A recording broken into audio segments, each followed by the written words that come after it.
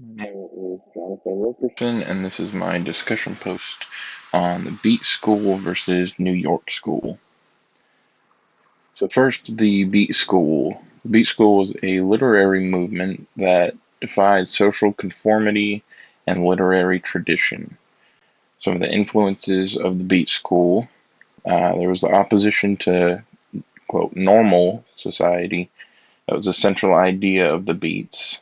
Examples were sexual liberation and anti-materialism.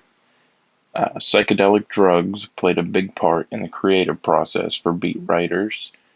Examples such as marijuana and LSD, and religious exploration for people looking for an answer to life's questions was very prevalent at that time. And they looked in things such as Eastern and Western religions and Buddhism specifically. So, literary characteristics of the Beat School.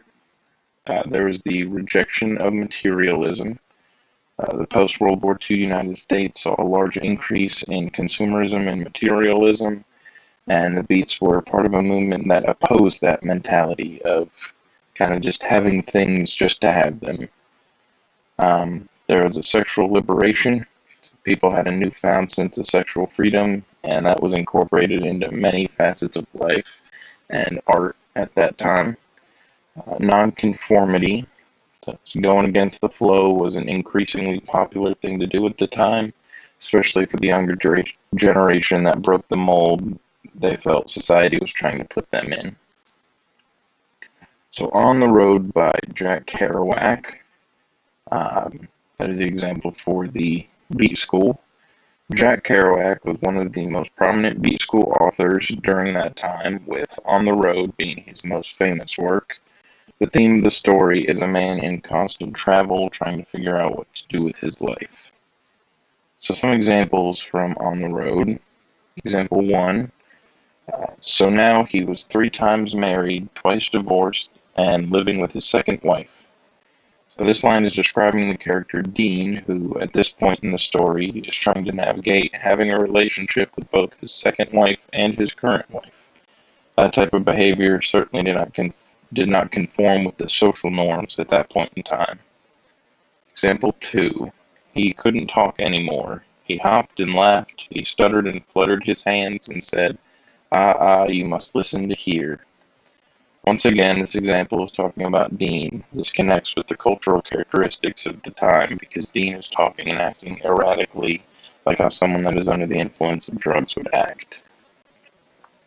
Alright, so now for the New York School. The New York School was a group of poets in New York City that created poetry with a similar theme and subject matter. Some of their influences, art was a major influence for New York School writers, with many of them either writing about art or artists. Everyday life and pop culture were also used as influences for the New York School, and humor was a characteristic that was used in the more lighthearted New York School writings.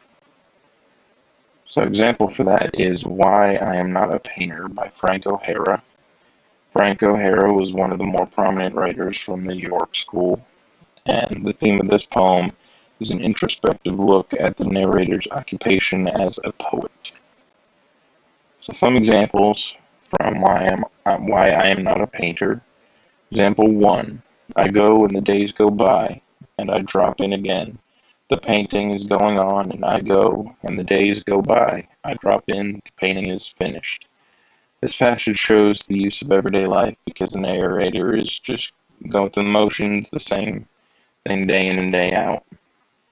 So, example 2. It's 12 poems. I call it Oranges. And one day in a gallery, I see Mike's painting called Sardines. So this shows the use of humor because the narrator has to write 12 poems because he thinks of the color orange, while Mike just paints sardines on his painting because it needed something there. So similarities and differences. Some similarities is that humor was used in both schools. Society was used as one of the main influences of both Beat and New York, and both schools went against the flow and did not conform to any specific rules. Some of the differences for the beat school, they were more focused on sexuality and sexual liberation. The language included obscenities that were not in most other writing forms, and there was a heavy anti-establishment tone to most of the writings.